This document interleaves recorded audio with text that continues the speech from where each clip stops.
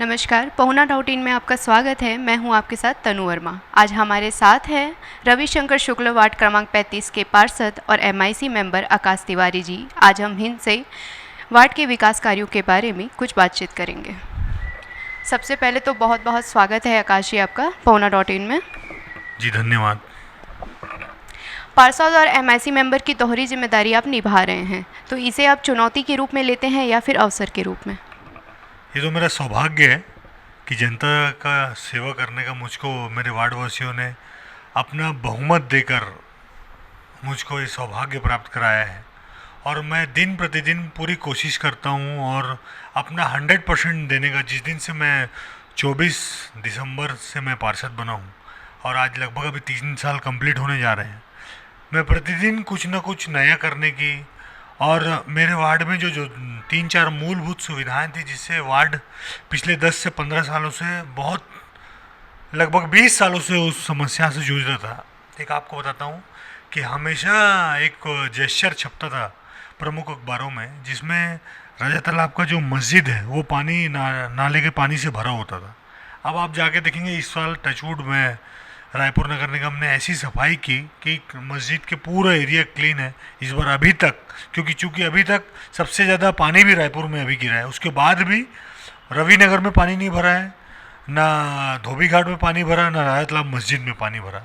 ये मेरी एक बहुत बड़ी उपलब्धि है। दूसरी सबसे बड़ी उपलब्धि मैं आपको बताता हूँ कि स्वामी आत्मानंद योजना का जो सबसे प्रथम स्कूल है बीपी पुजारी, जो अभी स्वच्छता में सर्वश्रेष्ठ आया है, वो भी स्कूल मेरे वार्ड में है। हमर अस्पताल एक स्वास्थ्य को लेके बहुत अच्छा एक वो योजना है, उसको भी हमने अपने वार्ड में लाया। और तीसरा अभी सबसे अच्छा चीज़ हम लाने जा रहे हैं हमारे वार्ड में, एक स्मार्ट सिटी से 50 लाख के का जिम बनने जा रहा है, जिसका शुरुआत हो गया है। लगभग 6 से 8 महीना लगेगा और जिम भी हो जाएगा। ऑक्सीजोन जो पूरे रायपुर का 11 एकड़ का सबसे बड़ा गार्डन है वो भी मेरे वार्ड में है। सबसे पहली स्मार्ट रोड जो 300 मीटर की बनी थी, वो भी जो महासमुंद टैक्सी स्टैंड से लेकर रविनगर मुख्य द्वार तक बनाई गई, वो भी मेरे वार्ड में है। 2 साल का कार्यकाल आपका अभी बाकी है, ऐसे में और क्या विकास कार्य हैं जो आप अपने वार्ड के लिए करना चाहेंगे? अभी मैं आपको बताना चाहता हूँ, मेरी एक सोच है कि जिस तरह हम मेट्रो की तर्ज पर रायपुर नगर निगम बढ़ता जा रहा है, उसी के एवज में हम अंडरग्राउंड वायरिंग, क्या होता है जैसे बारिश होती है तो लाइट गोल हो जाता है, कभी शॉर्ट सर्किट हो जाता है, गर्मी में अगर ट्रांसफार्मर में हीट होता है तो शॉर्ट सर्किट हो जाता है। तो मैंने कुछ एक एरिया को माननीय मुख्यमंत्री जी को एक लेटर हेड में लिख के और विधायक जी से अनुरोध किया है कि कुछ एक एरिया को जहाँ पर ज़्यादा लोड है उस एरिया में अंडरग्राउंड वायरिंग की जाए। ये एक मेरी सोच है जो अभी 70 वार्ड में एक अनोखी चीज़ होगी। कोरोना काल के दौरान भी आप लगातार सक्रिय रहे, लोगों की मदद के लिए हमेशा आगे रहे, यह आपके लिए एक बड़ी चुनौती थी?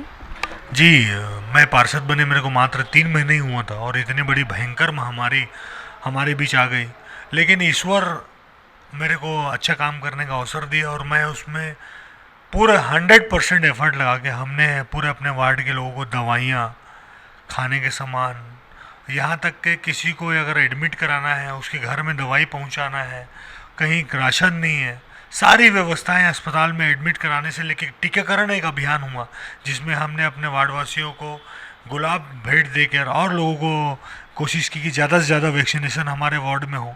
इस प्रकार के नए नए इवेंट्स किए जिससे कोरोना जैसे महामारी से हम अपने वार्ड को सुरक्षित रख सकें। एमआईसी मेंबर के रूप में संस्कृति, पर्यटन, मनोरंजन विभाग की जिम्मेदारी भी आप निभा रहे हैं। सरकार द्वारा भी छत्तीसगढ़ी संस्कृति को सहेजने का प्रयास किया जा रहा है, तो इसे आप किस प्रकार से देखते हैं? अभी आपको मैं बताता हूँ कि रायपुर नगर निगम के इतिहास में पहली बार रायपुर आइडियल का प्रोग्राम किया गया था, जो बूढ़ा तालाब में जिसका फाइनल हुआ था।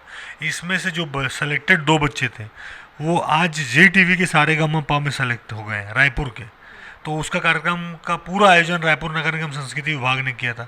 एक बहुत बड़ा आयोजन था और उसमें सफलता मिली कि पहले ही आयोजन में 2 बच्चे सीधा सिलेक्शन जी टीवी में चले जाना एक हमारे लिए सौभाग्य की बात है। और अभी संस्कृति विभाग से एक कार्यक्रम किया जा रहा है, दशहरा का कार्यक्रम किया जा रहा है वो WRS कॉलोनी में, जो बहुत बड़ा ऐतिहासिक कार्यक्रम होता है। वहाँ पर जो पुराना रामायण जो हमारे चलचित्र में हमेशा दिखता है, जिसमें दीपिका जी और अरुण गोयल जी राम के रूप में दिखते हैं, उनको बुलाकर साक्षात लोगों को एक इमोशनल अटैचमेंट करने की कोशिश की जा रही है। निगम में भी आपकी सरकार है और राज्य में भी, तो आपको लगता है कि विकास कार्य जो हैं वो तेज़ी से हो रहे हैं?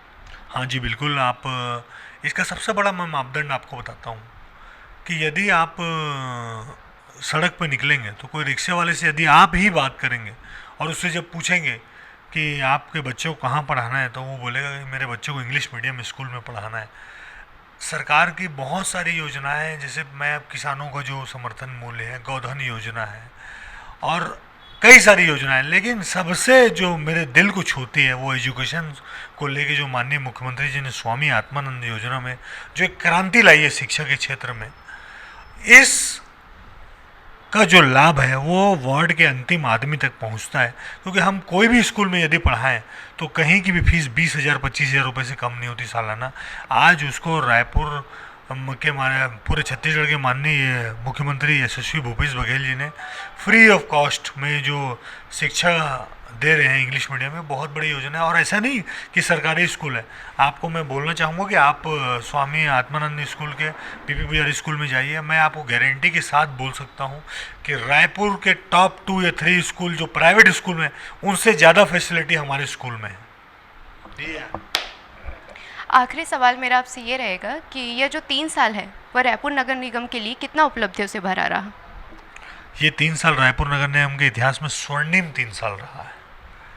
इसमें इतने अनेक काम, जैसे बूढ़ा तालाब का सौंदर्यीकरण देखिए आप, अभी आप जैसे कोविड में जो हम लोगों ने जो पूरा एक इंडोर स्टेडियम को 4 दिन में हम लोगों ने कोविड बेड में पूरा हॉस्पिटल में बदल दिया, ये भी एक बहुत बड़ा अचीवमेंट है। माननीय महापौर जी की नई का सोच करने का एक तरीका है, युवा महापौर है, सोच अच्छी है, तो इसलिए पॉजिटिव बहुत सारे ऐसे काम हैं। मैं आपको बताना, जैसे स्मार्ट रोड हो गया, मल्टी लेवल पार्किंग हो गया, जो इस बस स्टैंड यहाँ बन के रेडी था लेकिन बस स्टैंड शिफ्ट नहीं हो पा रहा था, उस जैसी जटिल समस्या को परेशानी आई लेकिन उसका निराकरण भी करते गए, और आज देखिए आज बस स्टैंड भाटा गाँव में चल रहा है। बहुत बहुत धन्यवाद आकाश जी आपका Pavna.in में समय देने के लिए। आज हमारे साथ थे वार्ड क्रमांक 35 के पार्षद और MIC मेंबर आकाश तिवारी जी, जिनसे हमने वार्ड के विकास कार्यों के बारे में कुछ बातचीत की। देश प्रदेश की अन्य बड़ी खबरों के लिए बने रहिए हमारे साथ Pavna.in पर।